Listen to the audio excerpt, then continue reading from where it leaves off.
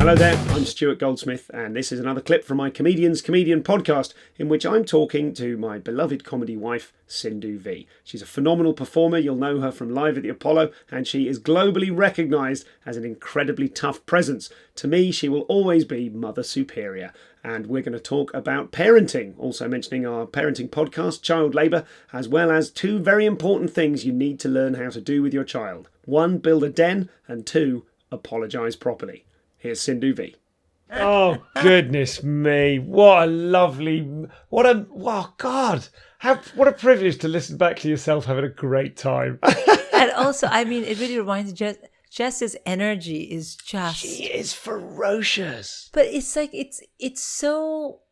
Like the stuff of living and raising a child, it just, it just drips off of her.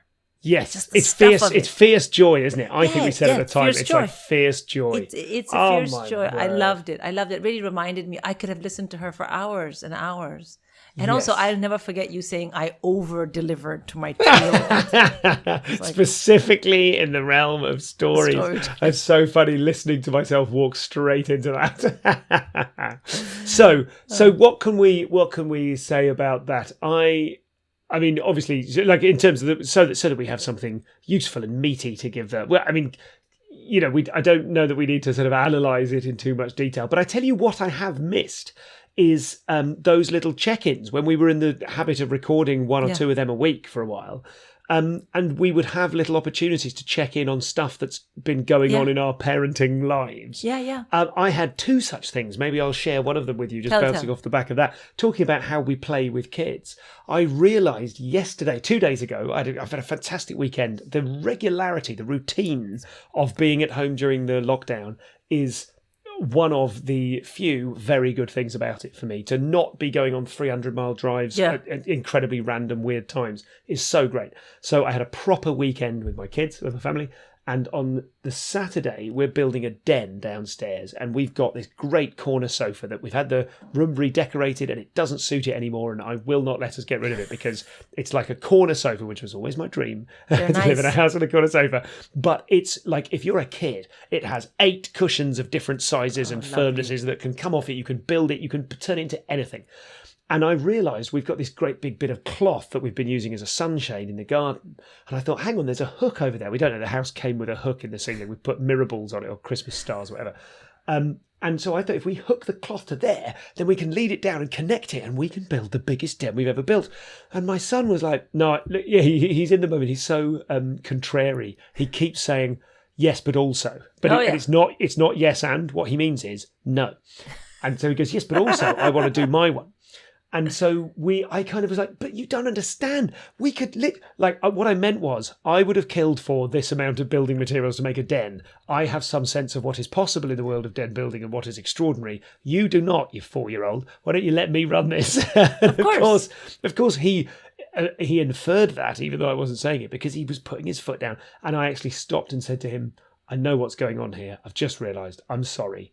What you want to do is you want us to build your idea for a den. Of course it is. I'm really Stuart, sorry. Can I just stop you? I thought at that point you would have learned something from me, and you'd have said, I put my foot down and said to him, dude, I know more about dens than you. Sit on your hands while I build this den. Watch while I get this right. Because that's how I'm about all my children's entire lives, like A-level choices, O-level.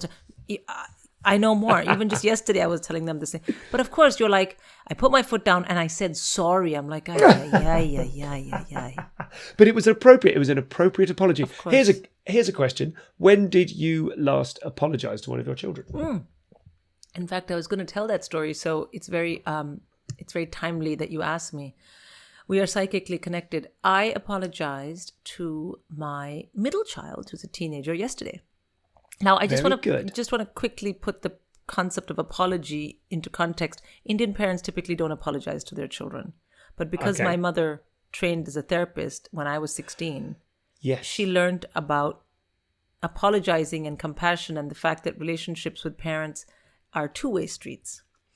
And so she was teaching me that by how she was parenting, except when it got too much, then she would put her foot down and be like, I will kill you. So it was a weird kind of combo for me. But I did understand that I felt very liberated from angst when my mother did say sorry to me, which she did. So my 16-year-old and we were having breakfast. I just worked out. She was getting ready to go to school or something. And she said something and I said yes. And then I had a very important text to send. So then I picked up my phone and I was sending the text. It was a very important text. And she said to me, "I'm right here." And I said, "I know." And she said, "Well, why do you have to be on your phone?" And I said, "I was doing something important. Like, what's the big deal? Like, it's not like I got up, told you you're a failure, punched you in the face and left. That would be terrible. I just got on my phone to send." I immediately was so defensive. And she said, "Yeah, but the fact of the matter is I'm still here. And even though I'm 16, it's nice to have my mother's attention." Ooh.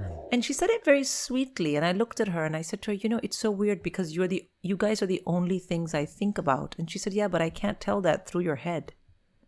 What you've done there is you've created yourself, isn't it? But you know what? I immediately. She has been diplomatic, and you've got to respond to that diplomacy in case it's war next, just like you were. Good for her. But good for her. And I said to her, "I'm sorry. I'm so sorry. I'm making all these assumptions, and I'm expecting that you just quote unquote get it. You're still my child. I can remember the day you were born. Of course, you're still my child. And what the fuck am I doing on my phone? I'm so sorry. And please forgive me. I won't do it again." And she said, "Okay." Great. Oh, God. Apologizing to a kid is so great, right? Apologizing because to a you say sorry teenager. and they accept it. Yeah. And they go, "Yeah, it's fine. We'll move on." Yeah, I wouldn't have done the den thing, though. I'd have still made the den my way, just so you know, Stu, when my kid was 4. But I feel like on the being on the phone thing, maybe the teenager had a point. But... Oh, man. With everything that's happened in the news this weekend, and this episode is going out shortly, so just to recap, the whole Dominic Cummings thing is ongoing, and who knows if he's still going to have a job in a couple of days, and he probably is, and it's awful. But because of that, Twitter has been on fire with just fury, and I've been checking in with it a lot more than usual. I've been checking in with the news Sunday morning. I was going, "Oh, how many Conservative MPs? How many? Oh, 7 now." I was getting regular updates because a thing was going on that I felt invested in to an extent. Sure. And I have been in the last 24 hours overdoing the eating breakfast and subtly looking at my phone, like holding it on the other side of the bowl so that they won't see it. And I've been busted once or twice, and I feel like a piece of shit. And I've done a bit of apologising about that. That's been hard. Like, I'm not normally... I as Jess was saying in that clip, the thing about like checking your phone, I think I'm pretty bad for that. I'm not... it all depends on your standard. I'm probably a bit down on myself naturally, so probably I'm not as bad as some people would probably calibrate bad for frankly. That. Yeah. But once or twice recently, I've been like, "Oh God, I'm just like, I'm doing this again." Ugh. Yeah. I have to leave my phone in another room. I'm considering doing that. I just do it because I know. I own it. Like, I can't not be on it, right? And so what I do is, if I know that it's that time, then I leave the phone in the other room, and then I go down. And then anyone who's on their phone, I'm a born again Christian. I ride them so hard. They're like, "Christ!" I'm called Social Media Sindhu by the children. Hey, yes, where's Social Media Sindhu? And so when I don't have my phone, I'm like those reformed smokers. I'm terrible. For tour dates, news, updates, whatever they are, and the latest episodes of the Comedian's Comedian podcast, go to stuartgoldsmith.com.